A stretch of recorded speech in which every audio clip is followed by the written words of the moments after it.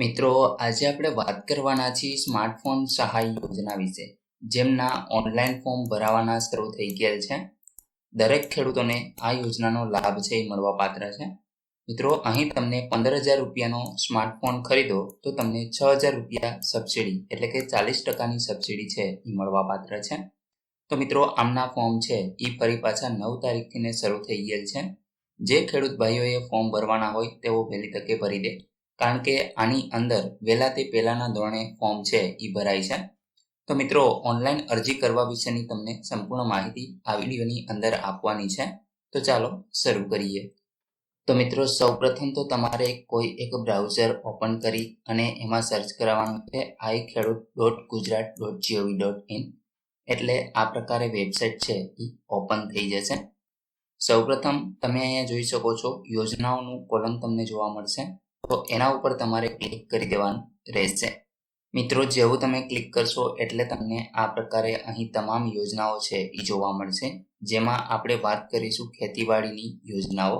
એની સામે ક્લિક કરો લખેલ છે, એ ઓપ્શન ઉપર તમારે ક્લિક કરી દેવાનું રહેશે. એટલે મિત્રો, આ પ્રકારે પેજ ઓપન થઈ જશે.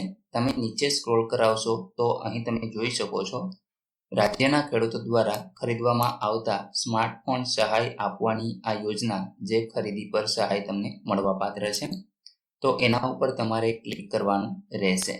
મિત્રો, જેવું તમે ક્લિક કરશો અહીં તમે જોઈ શકો છો કે સ્માર્ટફોન ખરીદી સહાયની જે યોજના છે એની ડિટેલ તમને જોવા મળશે. સ્માર્ટફોનની ખરીદ કિંમતના 40% સહાય તમને મળશે, અથવા તો 6,000. બેમાંથી જે પણ ઓછું હશે તે મળવાપાત્ર રહેશે. જિલ્લાવાર લક્ષ્યાંકની મર્યાદા મુજબ વહેલા તે પહેલાના ધોરણે અરજી છે એ કરી શકે છે. મિત્રો, આ વખતે 16,584 ખેડૂતોને આ યોજનાનો લાભ આપવાનો છે. રાજ્યનો વર્ષ વાઇઝ 23-24નો જે સંભવિત લક્ષ્યાંક છે એ તમે જોઈ શકો છો. આ યોજના તમને આજીવન એક જ વખત મળવાપાત્ર રહેશે. 9/1/2024ના દિવસથી ઓનલાઈન અરજીઓ શરૂ થઈ ગયેલ છે. 8 ફેબ્રુઆરી 2024 સુધી તમે આમાં એપ્લાય કરી શકો છો.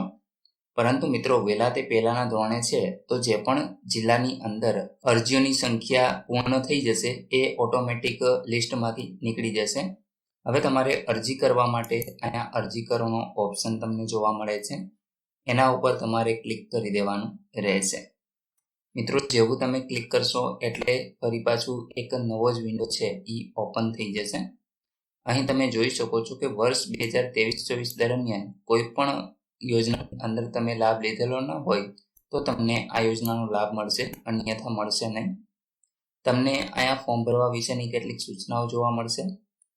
અહીંયા મિત્રો, જો તમે રજિસ્ટર અરજદાર હોય તો હા સિલેક્ટ કરશો, અન્યથા ના સિલેક્ટ કરવાનું છે. આગળ વધવા ક્લિક કરો એ ઓપ્શન ઉપર તમારે ક્લિક કરી દેવાનું રહેશે. જેવું તમે ક્લિક કરશો એટલે મિત્રો, અહીં તમને અરજીના કોલમ છે એ જોવા મળશે. જેમાં નવી અરજી કરવા ક્લિક કરો એ ઓપ્શન ઉપર આપણે ક્લિક કરવાનું રહેશે. જેવું તમે ક્લિક કરશો એટલે મિત્રો, અરજી ફોર્મ છે એ ઓપન થઈ જશે. અહીં તમે જોઈ શકો છો કે સૌપ્રથમ અરજદારની વિગત આપવાની છે, જેમાં નામ, પિતાનું નામ, જો કોઈ પરણિત મહિલા અરજદાર હોય તો એમના પતિનું નામ, અહીંયા એમની અટક આવશે. જાતિ તમારે અહીંથી સિલેક્ટ કરી લેવાની છે. સ્ત્રી કે પુરુષ એ તમે અહીંથી સિલેક્ટ કરી લેશો. ત્યાર પછી મિત્રો, અહીંયા તમે સૂચના જોઈ શકો છો કે જે પણ તાલુકાનો લક્ષ્યાંક પૂર્ણ થયેલ હશે એ તાલુકો તમને અહીંયા નહીં જોવા મળે. તો મિત્રો, અહીંથી તમારે છે એ તમારો જિલ્લો પસંદ કરવાનો રહેશે. એ જ રીતે અહીંયા તમને તાલુકાનું લિસ્ટ જોવા મળશે. જો તમારા તાલુકાની અંદર જે સ્માર્ટફોનની અરજીઓની સંખ્યા પૂર્ણ થઈ ગયેલી હશે તો મિત્રો, તમને તાલુકો છે એ નહીં જોવા મળે. તાલુકો જોવા મળે તો તમારે અહીંયા ગામ સિલેક્ટ કરી લેવાનું છે. ત્યાર પછી તમારું સરનામું અહીંયા આગળ લખી દેવાનું છે. પિનકોડ નંબર અહીંયા આગળ દિવ્યાંગ હોય તો એ રીતે હા અથવા નામાં તમારે અરજીમાં જવાબ આપવાનો રહેશે. ઈમેલ આઈડી, ખેડૂતનો પ્રકાર તમે અહીંથી સિલેક્ટ કરી શકો છો. તમારો મોબાઈલ નંબર, અહીંયા તમારો આધાર કાર્ડનો નંબર અને ટિક માર્ક છે એ અહીંયા કરવાનું રહેશે. જો તમે આત્માનું રજિસ્ટ્રેશન કરાવેલું હોય તો તમારે હા સિલેક્ટ કરવાનું છે, અન્યથા ના ઉપર ક્લિક કરી દેવાનું રહેશે.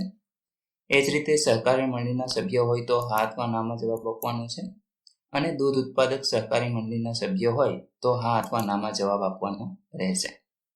ત્યાર પછી બેંકની વિગત આપવાની છે, જેમાં IFSC કોડ તમે અહીંયા લખી શો બેંક ડિટેલ ઉપર ક્લિક કરશો એટલે મિત્રો અહીં તમારે બેંકનું નામ આવી જશે. અહીંયા તમારી બેંક જે પણ જિલ્લાની અંદર હોય એ તમારે અહીંથી સિલેક્ટ કરવાનું છે. અહીંયા એમની બ્રાન્ચ તમને જોવા મળશે, એ તમારે સિલેક્ટ કરવાની છે. તમારો ખાતાનો નંબર અહીંયા લખવાનો છે અને એ જ નંબર ફરી પાછો તમારે અહીંયા લખી કન્ફર્મ કરવાનો રહેશે.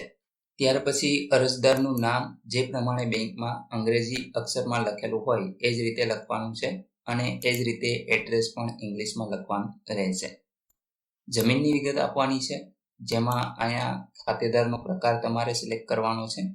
જેમ કે તમે જમીન રેકોર્ડ ધરાવો છો કે પછી ટ્રાયબલ લેન્ડ ધરાવો છો, તો અહીંથી તમે આમાંથી જે પણ ધરાવતા હોય એ સિલેક્ટ કરી લેશો. જેવું તમે સિલેક્ટ કરશો એટલે મિત્રો અહીં તમને જિલ્લો, તાલુકો અને ગામનું નામ જે પ્રમાણે ઉપર સિલેક્ટ કરેલું હશે એ જ રીતે તમને જોવા મળશે. અહીંયા કણે ખાતાનો નંબર છે એ તમારે સિલેક્ટ કરવાનો રહેશે. ત્યાર પછી ખાતેદારનું નામ તમને અહીંયા જોવા મળશે. તમારે તમારું નામ એટલે કે અરજદારનું સિલેક્ટ કરવાનું રહેશે. ત્યાર પછી રેશન કાર્ડની વિગત આપવાની છે. અહીંયા રેશન કાર્ડનો નંબર નાખવાનો રહેશે અને તમારે અરજી સર્ચ કરાવવાની રહેશે.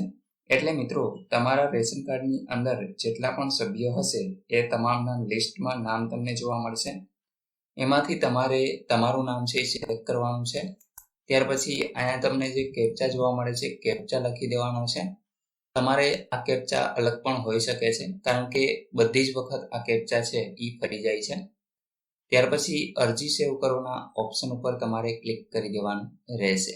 જેવું તમે અરજી સેવ કરશો એટલે મિત્રો તમને એક એપ્લિકેશનનો નંબર છે એ જોવા મળશે, જેને તમારે સાચવીને રાખવાનો છે. ભવિષ્યમાં તમારી અરજીની સ્થિતિ તમારે જાણવી હશે તો એ અરજી નંબર ઉપરથી તમે જાણી શકશો.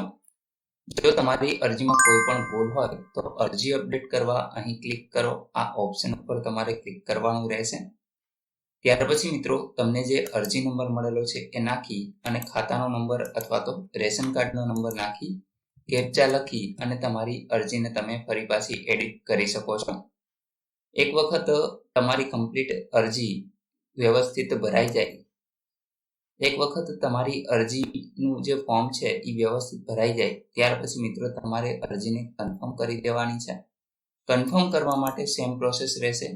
અરજીનો નંબર, ખાતા નંબર અથવા તો રેશન કાર્ડનો નંબર નાખી તમારે અરજી કન્ફર્મ કરવાની છે અને છેલ્લે મિત્રો એ જ રીતે તમામ ડિટેલ ભરી અને પ્રિન્ટ મેળવી લેવાની રહેશે. આ પ્રિન્ટ તમારે કોઈ પણ જગ્યાએ જમા નથી કરાવવાની, પરંતુ ભવિષ્યમાં જ્યારે પણ તમને કોલ આવે કે તમારી અરજી મંજૂર થઈ ગઈ છે અથવા તો તમને SMS મળે તો મિત્રો તમારે ત્યાર પછી જે ફોન છે એ ખરીદવાનો રહેશે અને ફોનની ખરીદો ત્યાર પછી તમારું GST વાળું બિલ અને અરજી ફોર્મ સાથે જે પણ ડોક્યુમેન્ટ માંગે એ તમામ ડોક્યુમેન્ટ ખેતીવાડી શાખામાં રજૂ કરવાના રહેશે અને ત્યાર પછી જ તમને સબસિડી છે એ તમારા ખાતાની અંદર જમા કરી દેવામાં આવશે. તો મિત્રો આખી સ્માર્ટફોન સહાય યોજનાની પ્રોસેસ કંઈક આ પ્રકારે છે. આશા રાખું છું કે આ વિડીયોની અંદર તમામ માહિતી તમને મળી ગઈ છે. તેમ છતાં પણ કોઈ પ્રશ્ન હોય તો કોમેન્ટ દ્વારા પૂછી શકો છો. વિડીયોને લાઈક કરજો, તમારા મિત્રો સુધી શેર કરજો અને ચેનલને સબસ્ક્રાઇબ કરી લેજો, જેથી આવી ઉપયોગી માહિતી તમારા સુધી સૌપ્રથમ પહોંચતી રહે. વિડીયો જોવા બદલ આપનો ખૂબ ખૂબ આભાર. મળીએ એક નવા વિડીયો સાથે. ત્યાં સુધી જય હિન્દ.